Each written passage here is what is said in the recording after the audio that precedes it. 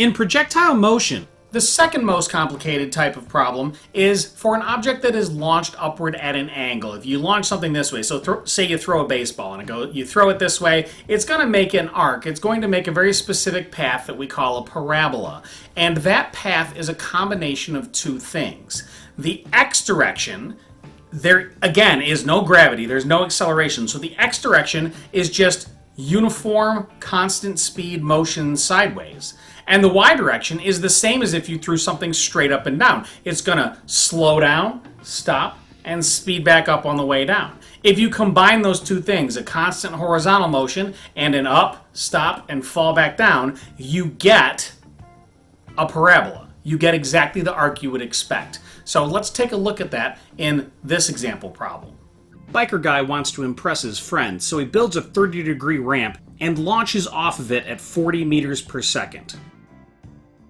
So just now, I did not give you a lot of information. I gave you the angle of launch, I gave you his speed when he launched, and I gave you, well, we can assume that we're on Earth, right? So the acceleration due to gravity is minus 9.81 meters per second squared.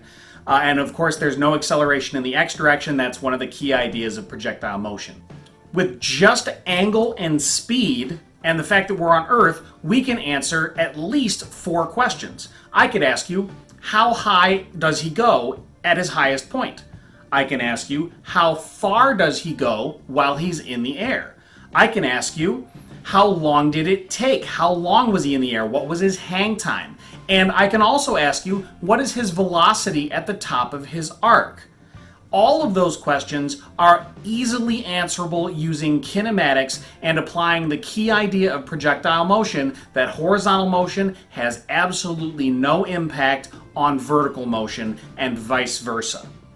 The one other thing that we're going to need is sine and cosine to split that initial velocity into pieces. Ready? Let's do it. So the first thing we have to do is separate the x and y direction. In the x direction, we're going to use cosine. Vx equals vi cosine theta. Plug in our numbers, and we get 34.64 meters per second. In the y direction, we're going to use sine. So VIY equals VI sine theta. That's 40 meters per second sine of 30 degrees, which of course is 20 meters per second. Now I'm going to switch colors here just to really emphasize what I'm about to say next. At this point, you are never going to use that 40 meter per second initial velocity in any part of the math from here on out. Once you've separated it into the x and y, then you use only the x value and only the y value. It's important to emphasize that point. You now have 2 separate problems linked by time. In the x direction, we're going to use only one equation, v equals d over t, that's it. So for our range to figure out how far, it's going to be distance equals velocity times time. We don't know the time at this point, so we're stuck, at least for the moment. So then we're going to move over to the y direction. In the y direction, we can use any equation except v equals d over t. Specifically, we want to find time, and we know its velocity at the top is 0, so we can use v equals vi plus at. And so at the top it's 0. The initial velocity in the y direction is 20 meters per second. We've got gravity at minus 9.81 meters per second squared. Then time, and we're going to label this as the time up. Solve, the time up is 2.04 seconds. Now the total time is the time up plus the time down, and this is a symmetric problem, so that's just double, 4.08 seconds. Now that we've got that 4.08 seconds, we are no longer stuck in the x direction. So the distance is going to be velocity of 34.64 meters per second times the total time of 4.08 seconds. The bike traveled 141 meters horizontally while in the air. Whoa, my animation was not nearly to scale. So the question we haven't answered yet is, how high did it go? Well, in the y direction, we can use the distance formula. However, it's actually easier to answer the question, how far does it fall in the second half, rather than how high up does it go in the first half. Again, the problem is symmetric. Just make sure to use our absolute value here. If we plug in, making sure to only use the time up, you'll get 20.4 meters. And that last question, what is the velocity at the top of the arc? Well, at the top, it's in the process of changing directions vertically, which means it doesn't have a vertical velocity, that's 0. But its horizontal velocity never changes through the whole problem. So the answer to how fast is it going at the top is the same as what is the x velocity of the bike, and that's 34.6 meters per second. Did you see how fast all of that fell into place once you separated things into the x and y components? It became problems you already know how to do because of linear motion. Every projectile motion problem can be decomposed into a horizontal section and a vertical section using sine and cosine, and then you just link them together through time. That's it. You'll notice the use of symmetry here really helped us out. The time to go up is equal to the time to come back down. This is true on a flat horizontal surface, right? And that's great. That works really well. So keep that in mind. Your total time is always double your time up or your time down. We can cheat and just use the absolute value of that time down and then solve an easier equation that saves us time. One more point about launching things at angles from a horizontal surface and landing back on that same surface. It should be obvious that the higher you launch something, the longer it stays in the air, right? And the lower you launch it, the less time it's in the air. Something launched really high goes up real far, comes back down. Something launched at a tiny angle doesn't go very far.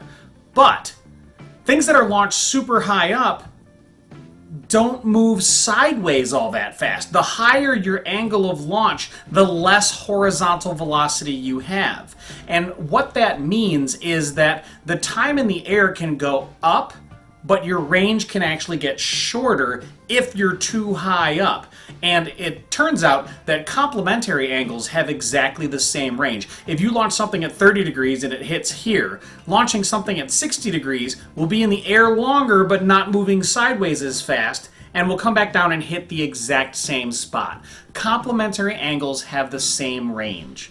The other ramification of that is, what is your maximum range? Where is that sweet spot between sideways motion and time in the air? It's 45 degrees, and that's something that you should all have memorized. 45 degrees is your maximum range because you get about 71% of your initial velocity is horizontal and 71% is vertical due to the magic of vectors. So remember, it doesn't have to add up to 100 that way. They're sides of a triangle. So 71% this way and 71% that way means your time in the air combined with your sideways motion is just right to have your maximum possible range. You need to memorize that. 45 degrees. This last part is for AP Physics only, so Regents, go ahead, turn it off, and go about your day. AP, stick around. What we're going to do is we're going to do another couple derivations. This is that skill you need to develop about how to create new equations from simpler equations. What we're going to do is we're going to create what's called the height equation and the range equation. I'm going to show you how to do that so that your final answer only has the velocity, the angle, and the fact that you're on Earth in it. We can skip time altogether. The way this would be phrased in a Regents class would be, derive an equation for the height of the bike only in terms of given quantities and fundamental constants. Remember, your given quantities are v and theta, and your constants are gravity, right? Okay, we're going to ask the same question, derive an equation for the range of the projectile in given quantities and constants. So let's do both of those. Start by separating your velocity into horizontal and vertical vector components. As usual, use cosine for x and sine for y. Say to yourself, self, there is only one equation in the x direction, and write it down. Rearrange and change that x to an r for range. And don't forget we're using the total time here. We don't have that time, so we go over to the y direction and start with the definition of acceleration. And of course, a is g, the acceleration due to gravity. Solve that for time and plug in the equation you have for your y velocity. Double that to get your total time. Then plug it into your range equation. R becomes v naught cosine theta, and total time becomes 2 v naught sine theta over g. Now technically you're done here. This equation only contains range, initial velocity, angle, and the acceleration due to gravity. But let's clean it up a little. First, combine the v-naughts, and then apply the double angle formula to turn 2 sine theta cosine theta into sine 2 theta. And there you have it. The range formula is v0 squared sine 2 theta over g.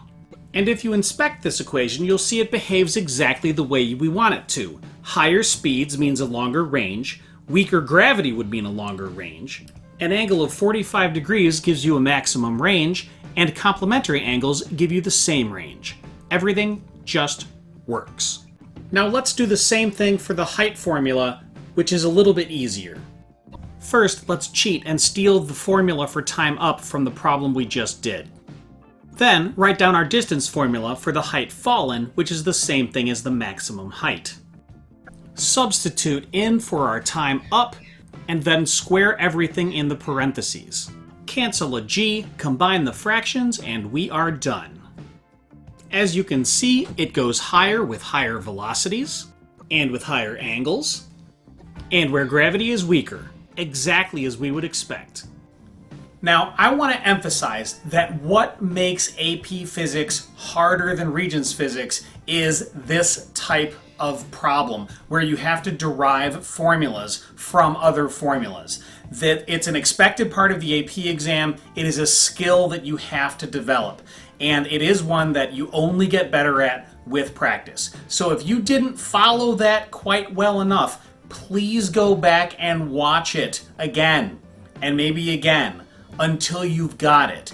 You can always, of course, ask me for help if there's any given part that you didn't follow well, but I know I went through it fast, but you have the responsibility of going back and seeing what that process looks like and making sure that you can do it by the time the AP exam rolls around.